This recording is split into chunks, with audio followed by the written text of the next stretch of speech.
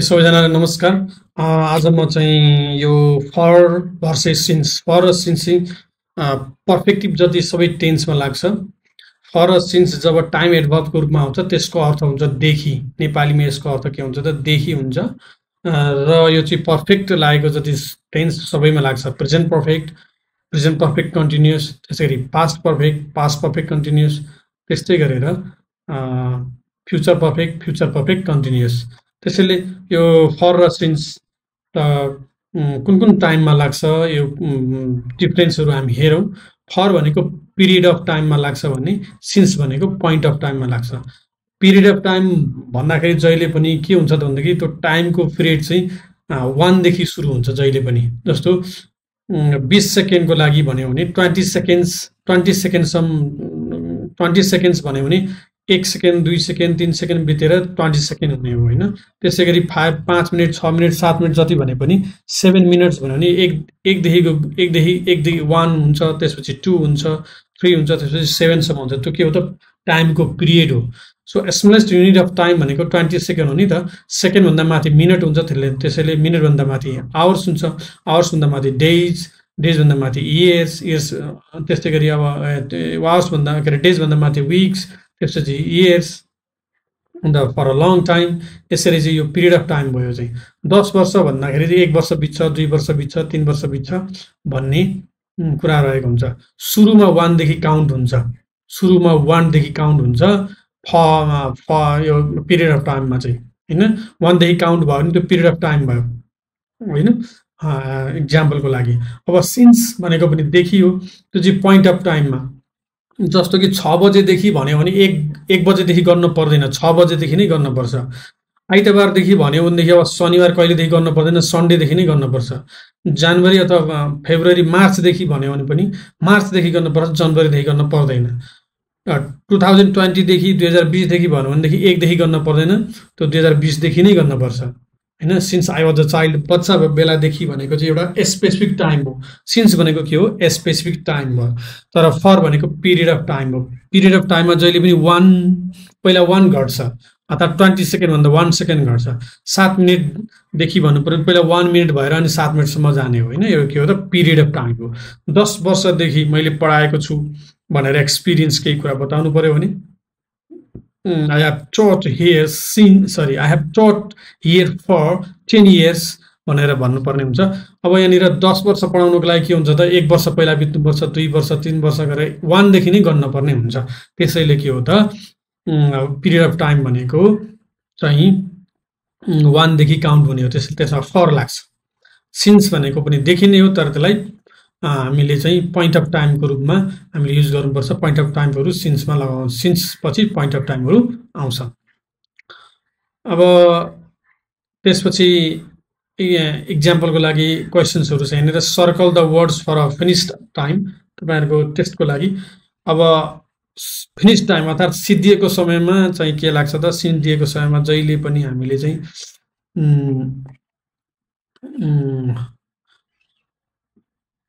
Simple past tense लाग्छ सिद्धिएको समयमा होइन। A few days ago, always, this week, last week, never, now, then, today, study, when, in 1990 मध्ये हामीले चाहिँ फिनिस टाइम कुन हो भनेर सर्कल गर्ने। फिनिस टाइममा चाहिँ के लाग्छ त सिम्पल पास्ट टेन्स लाग्छ है। फिनिस टाइममा चाहिँ सिम्पल पास्ट टेन्स लाग्छ। अनफिनिस टाइममा चाहिँ प्रेजेन्ट पर्फेक्ट लाग्छ। जस्तो फिनिस टाइम भनेको a few days ago, last week, then, study, when, in 1990, यो सिम्पल पास्टमा लाग्ने भयो है। अरू बाँकी वर्डहरू चाहिँ के हो त टाइमहरू, यो अनफिनिस टाइम भयो होइन। Always, this week, never, now, today भनेको अनफिनिस टाइम भयो। अब यहाँनिर correct or not, I have never been to London, यो करेक्ट भयो कि भएन भन्ने रहेको छ। यो सेन्टेन्सहरू करेक्ट भयो कि भएन भनेर तपाईँहरूलाई पज गरेर हेर्नु होला र अनि त्यसपछि यसको एन्सर भन्नु होला। र यसको एन्सर लास्टमा यहाँ दिएको छ। जस्तो I have never been to London, यो करेक्ट छ किनकि म कहिले लन्डन गएको छैन, यो एक्सपिरियन्स नभएको कुरा बताएको छ। एक्सपिरियन्स भएन भने त्यसलाई प्रेजेन्ट पर्फेक्टमा लेख्न सकिन्छ। They have bought their house last year, उनीहरूले घर लास्ट इयर किने भन्ने कुरा छ। लास्ट इयर जहिले पनि के हुन्छ त यो पास्ट चाहिँ टाइम एडभर्ब हो, त्यसैले यो सिम्पल पास्टमा लेख्नुपर्छ। यहाँनिर प्रेजेन्ट पर्फेक्टमा लेखेको छ, त्यसैले यो गलत हो। त्यसैले यहाँ के हुन्छ त they bought their house last year मात्रै हुन्छ। त्यसैले यहाँनिर हामीले के गर्ने हो, ठिक भएकोलाई करेक्ट, बेठिक भएकोलाई क्रस दिने हो है। पज गर्नु होला र यो एक्सरसाइज गर्नु होला। तपाईले गरेको एक्सरसाइजको एन्सर ठिक भयो भएन यहाँ हेर्नु होला र त्यसको अर्थ के हो त्यो पनि तपाईले अर्थ पनि लगाउनु होला।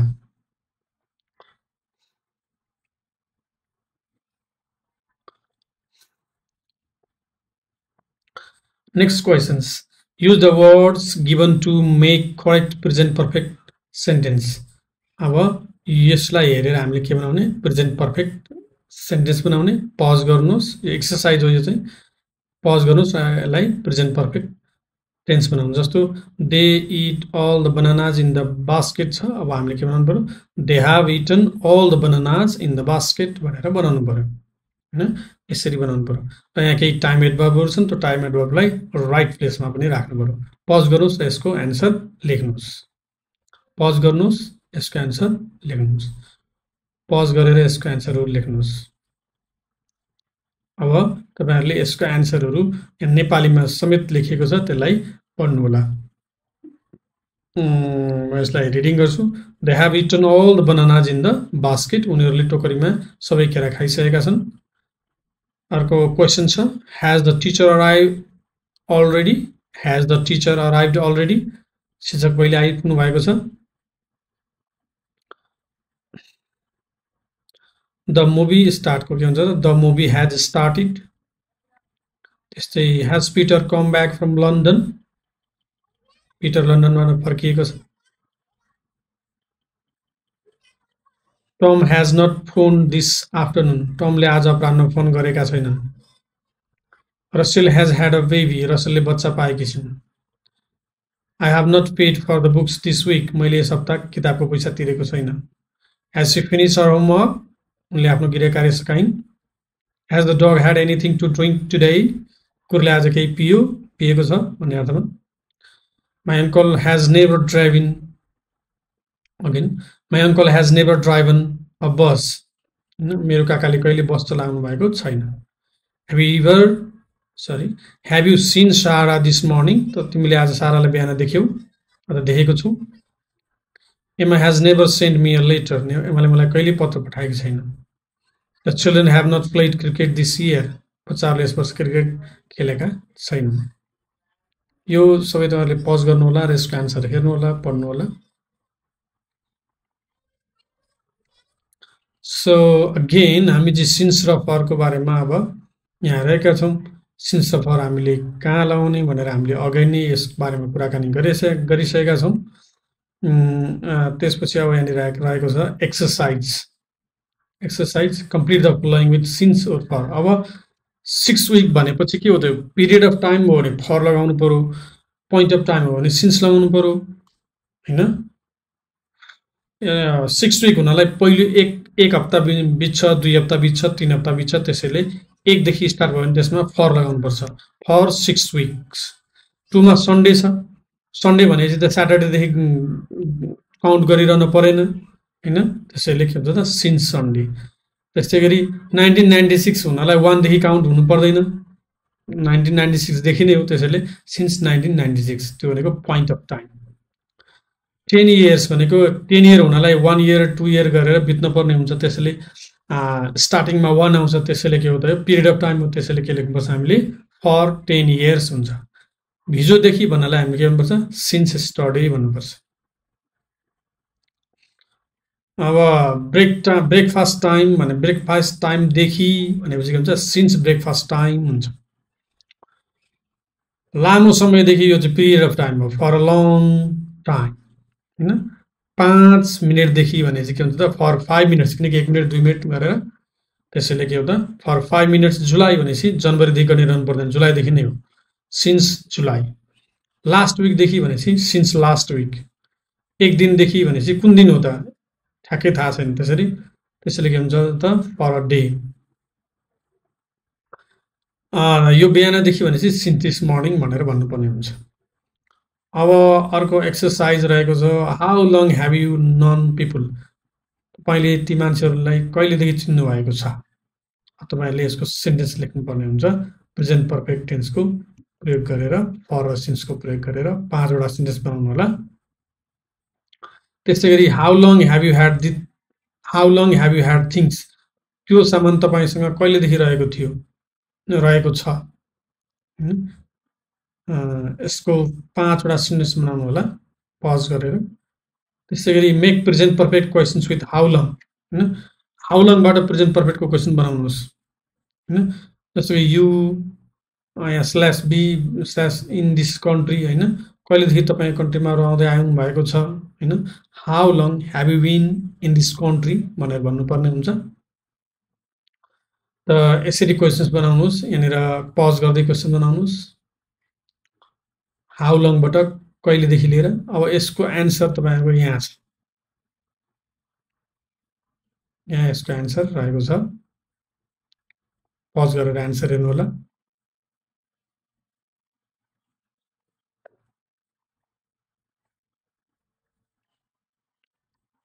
यो प्रेजेन्ट पर्फेक्ट टेन्सको चाहिँ इन्डिङ भएको छ।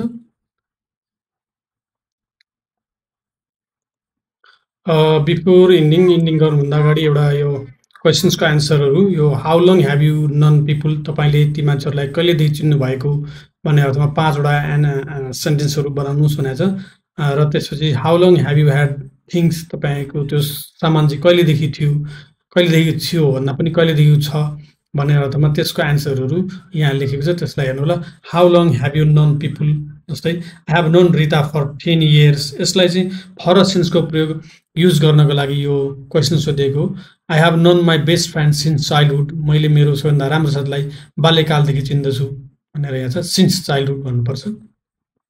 त्यसै गरी I have known my English teacher for 6 months, म मेरो अङ्ग्रेजी शिक्षकलाई 6 महिनादेखि चिन्दछु। त्यस्तै गरी I have known my neighbours since we move to this town, होइन। त्यस्तै गरी I have known Anil and Sita for 3 years रहेको छ। त्यसै गरी how long have you had things, यो चिज त्यो चिज तपाईँसँग कहिलेदेखि रहेको छ भन्ने अर्थमा त्यसका एन्सरहरू। I have had my mobile phone since last year, होइन। I have had my watch for 5 years. I have had my bicycle since I was a teenager. I have had my laptop for 2 months. I have had my English book since the beginning of this course भनेर यसरी के गरेको छ त, यहाँनिर for र सिन्सको प्रयोग कसरी गर्नुहुन्छ तपाईँले भनेर यो क्वेसन्स सोधेको छ। यो एन्सरहरू हेर्नु होला, यसलाई रिडिङ गर्नु होला, पज गर्नु होला र यसलाई रिडिङ गर्नु होला। एकचोटि फेरि माथिदेखि म पज गर्दै देखाइदिन्छु।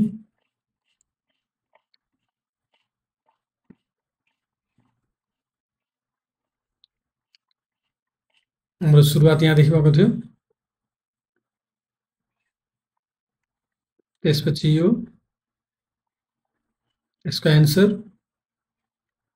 यो करेक्ट ओर नट भयो, त्यसपछि त्यसको एन्सर, त्यसको एन्सर, यहाँ क्वेसन्स बनाउनुहोस् भनेको छ प्रेजेन्ट पर्फेक्ट सेन्टेन्समा। त्यस्तै गरेर बाँकी क्वेसन्स यसको नेपालीमा समेत एन्सर, बाँकी एन्सर यो रहेको छ, फेरि पनि बाँकी एन्सर,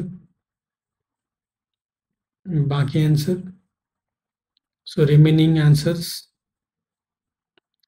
सिन्सोफरको यहाँनिर फेरि त्यही कुरा रिपिट भएको छ, त्यही कुरा रिपिट भएको छ। त्यस्तै गरी यहाँनिर रहेको छ सिन्स र फरको युजको क्वेसन्स, त्यस्तै सेन्टेन्स बनाउने, त्यस्तै अर्को sentence how long have you been how long have you had थिङ्सको क्वेसन्स छ। त्यसरी यी दुइटै क्वेसनको एन्सर यहाँ रहेको छ।